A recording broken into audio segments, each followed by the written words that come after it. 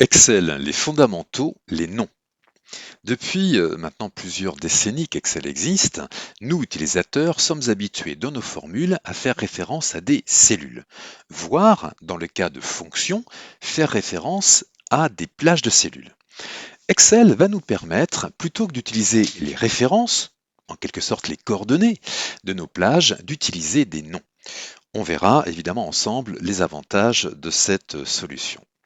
Notez que ce tuto peut être vu en toute indépendance comme un tuto sur les noms dans Excel, mais qu'il fait partie également d'un ensemble de tutos consacrés à la fonction recherche V. C'est le 5e tuto consacré à la fonction recherche V. Voilà, nous avons, en guise d'exemple, nous avons une base de données client avec certaines informations, dont le numéro de département. Nous manque à cet instant le nom du département, information que nous n'avons pas à cet instant. Or, il se trouve que nous avons également une base d'infos sur les départements, sur une autre feuille, qui contient pour chaque numéro de département des informations liées au département. La deuxième colonne va nous donner le nom du département, alors que la troisième colonne nous donnera la population donc de ce département. Donc nous sommes typiquement dans une situation où nous allons pouvoir utiliser la recherche V, puisque nous avons des informations qui sont liées entre la base client et la base d'info département. Cette info qui est liée, c'est le numéro du département, une information commune. Habituellement, nous aurions fonctionné de la manière suivante. Donc j'écris ici ma fonction recherche V en précisant que la valeur cherchée, c'est donc F2, donc le numéro du département. J'aurais été amené dans un deuxième temps à aller sur ma base d'infos département, à sélectionner la plage, comme je le fais ici, voilà, qui va donc me servir de table matrice, deuxième argument de la fonction recherche V. Et comme cette fonction, cette recherche V que je vais recopier ensuite, eh bien, je dois m'assurer que la table matrice ne bougera pas lors de la recopie, il aurait fallu également que je fige ma plage. Alors tout cela a été expliqué en long, en large et en travers dans les différents tutos consacrés à la recherche V. Donc je ne reviens pas dessus. Troisième argument, il aurait fallu que j'indique dans quelle colonne de la table matrice se trouve l'info qui m'intéresse. Eh bien, comme on le voit ici, le nom du département, c'est la colonne 2 de la table matrice. Et enfin, pour terminer, j'aurais écrit faux, indiquant par là que la recherche doit aboutir non pas sur la base d'une correspondance approchée, approximative, mais au contraire d'une correspondance exacte. Et j'aurais fait entrer, et comme on le voit, effectivement, la formule fonctionne tout à fait. 68, c'est bien le département du Haut-Rhin. Formule que je pourrais ensuite recopier. Donc ça, c'est l'utilisation habituelle qu'on fait de la recherche V. Et justement, je voudrais, comme alternative, vous montrer l'utilisation de la recherche V, mais cette fois-ci avec une table matrice qui ne sera plus une plage, mais qui sera sous forme de nom. Alors, je vais commencer par effacer ce que je viens de faire. Et première chose, je vais aller dans ma base d'information du département et je vais nommer la plage. Alors, je la sélectionne comme je l'ai fait tout à l'heure. Voilà, je rappelle que dans une table matrice, il n'y a pas de ligne d'en-tête, donc la ligne 1, elle est juste ici pour indiquer à la personne qui va se servir du document à quoi correspondent les différentes colonnes, mais la table matrice donc n'a pas de ligne d'en-tête. Donc je sélectionne cette plage et pour la nommer, je dispose, regardez comme les choses sont bien faites, je dispose de la zone nom. Voilà. Alors, pour celles ou ceux qui ne connaissaient pas jusqu'à maintenant les noms, peut-être vous étiez-vous demandé ce que signifie la zone nom. Eh bien, c'est la zone qui va nous permettre de créer un nom. Je me mets dans la zone nom et je vais donner comme nom, je vais l'appeler table DEPT, comme table département. Alors faites attention à une chose, il y a certaines contraintes sur les noms et il n'est pas possible de mettre un espace au milieu d'un nom. Par exemple, si j'écris table espace dept, au moment où je vais faire entrer pour valider, comme vous le voyez, je vais avoir un message d'erreur, on me dit que ma référence n'est pas valide ou que le nom n'est pas valide. Voilà, donc c'est la raison pour laquelle, personnellement, j'ai collé les deux informations Voilà. Et n'oubliez pas non plus, une fois le nom saisi, n'oubliez pas de faire entrer pour valider le nom. Voilà qui est fait. Comment puis-je savoir, si je découvre ce document, jusqu'à maintenant je ne l'ai pas utilisé, comment puis-je savoir qu'il y a des noms qui existent dans ce document? En me rendant une fois de plus dans la zone nom. Nous avons sur le côté ici un petit bouton en forme de chevron. Je vais cliquer sur ce bouton et je vois qu'il y a effectivement deux noms qui existent, dont celui que je viens de créer à l'instant. Je vais cliquer dessus pour m'assurer voilà, que la plage sélectionnée correspond bien à la sélection que j'avais faite.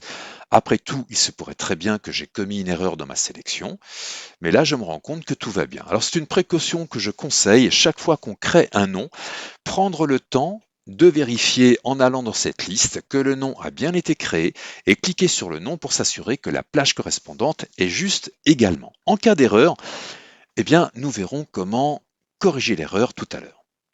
Je reviens maintenant donc à ma feuille client, ma base de données client, et je retourne, voilà, je retourne dans Recherche V, enfin dans ma formule pour laquelle donc j'insère la fonction Recherche V. La valeur cherchée, c'est toujours le numéro du département, c'est-à-dire F2. Quant à la table matrice, alors l'avantage qu'il y a à créer un nom, d'abord, je peux peut-être me servir du nom que j'ai créé. Je vais taper TAB, L, on va bien finir par tomber dessus, table département. Vous voyez, mon nom est recensé parmi les suggestions que me fait Excel quand je tape ici du texte. Donc, je pourrais faire un double-clic pour insérer le nom. Autre possibilité, la touche fonction F3 de votre clavier. Elle va me donner automatiquement la liste des noms de mon classeur. Et là, je retrouve table dept. Voilà. Mais vous allez me dire, ah attention, il faut peut-être figer quand même ce nom. Alors justement, non. Et c'est l'un des intérêts des noms. Un nom est toujours une référence absolue, donc une référence totalement figée.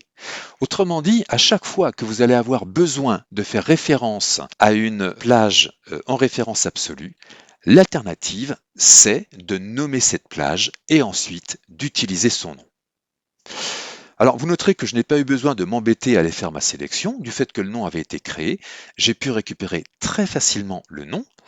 Je vais taper 2, puisque c'est dans la colonne 2 de la table matrice que se trouve l'information qui m'intéresse. Et enfin, je vais donc indiquer faux, puisque je cherche une correspondance exacte. Et je vais fermer la parenthèse. Alors, autre avantage du nom, c'est que ça rend la formule un peu plus sympathique à lire. Je recherche donc avec recherche V, donc je recherche la valeur F2 dans table département, colonne 2, faux. Je valide, et comme vous le voyez, ça fonctionne également très bien. Je pourrais également recopier évidemment ma formule par la suite.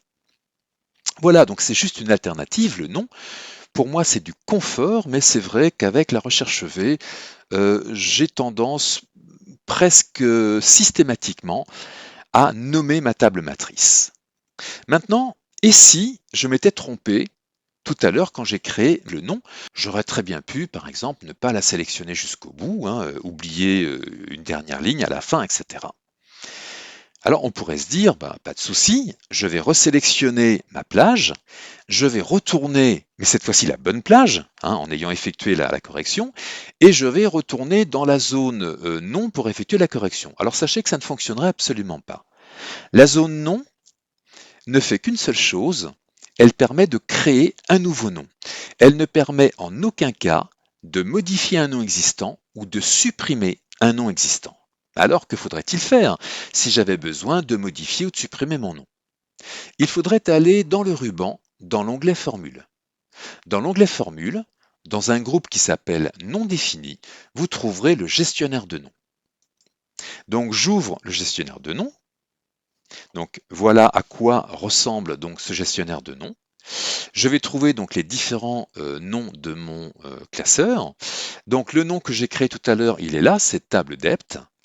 Vous observerez au passage, je vais légèrement agrandir ici, voilà, la zone, vous observerez donc qu'il s'agit bien de référence absolue. C'est ce que je vous disais tout à l'heure. Derrière un nom, il y a toujours une référence absolue. À partir de ce gestionnaire de noms, je peux tout faire, hein. Créer un nouveau nom, mais là, ça n'est pas forcément ce que je voulais faire. Modifier un nom existant, je clique sur le bouton modifier. Ben, l'erreur, elle pourrait être sur le nom. Ce qui arrive, des fois on tape un petit peu vite, on intervertit deux lettres, on fait une faute, bref, elle pourrait être sur le nom. Auquel cas, je pourrais corriger le nom ici.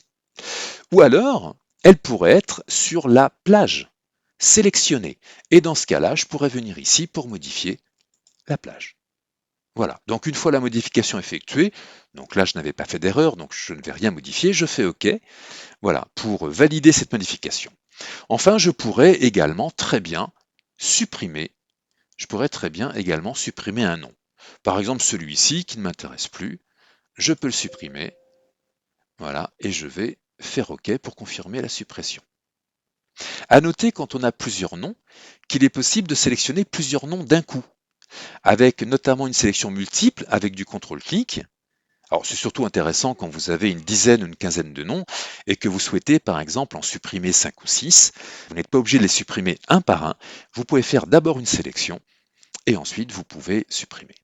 Voilà, donc souvenez-vous qu'en ce qui concerne les noms, c'est le gestionnaire des noms qui permet de tout faire. Créer un nouveau nom, modifier un nom existant, supprimer un nom existant. Je vais fermer. La zone nom est juste un raccourci qui permet de créer rapidement un nom. Enfin, dernière chose, puisqu'on a évoqué donc les noms, peut-être que parmi vous, certains se diraient, mais est-ce qu'on ne pourrait pas utiliser un tableau également? Bien sûr, je dispose ici de la même base d'informations sur les départements, mais cette fois-ci sous forme d'un tableau. On peut s'en convaincre en regardant ici. Nous avons bien l'onglet contextuel création de tableau. Voilà, tout va bien. Bien sûr, on pourrait. Et j'aurais même tendance à dire que c'est sans doute même la meilleure solution. Donc si je dispose cette fois-ci donc d'un tableau, je vais d'abord enlever la ligne d'en-tête qui ne nous sera d'aucune utilité. Je vous rappelle que dans la table matrice, il n'y a pas de ligne d'en-tête. J'ai donné un nom à ce tableau qui s'appelle T département. Je rappelle que par défaut, quand on crée un tableau, le tableau va s'appeler tableau 1, à moins qu'il y ait déjà un tableau 1, auquel cas il s'appellera un tableau 2, et que nous avons, nous, la possibilité donc de renommer évidemment les tableaux.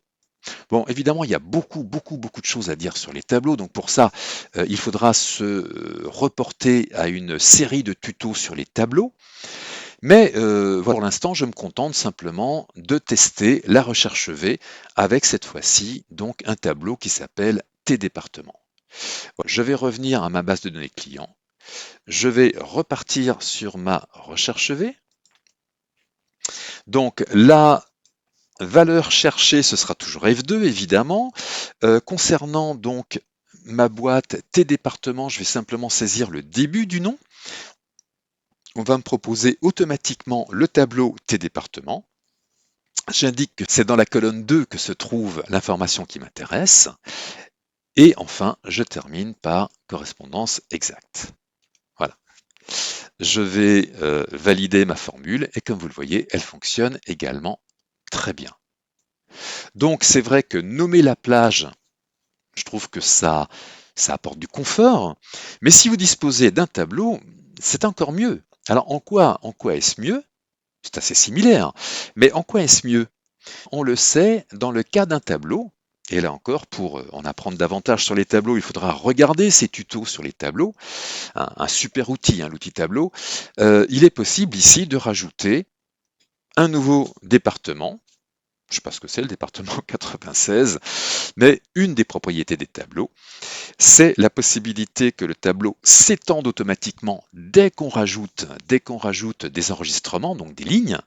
C'est ce qui s'est passé ici, je ne vais pas compléter cette ligne. Donc c'est un avantage non négligeable, car si notre table matrice, disons, était amenée à évoluer dans le temps, il suffirait tout simplement aux utilisateurs de venir rajouter de nouveaux enregistrements en fin de tableau, et donc il n'y aurait pas lieu de modifier la formule basée sur la recherche V. Donc voilà, ce qui est un avantage évidemment assez significatif des tableaux.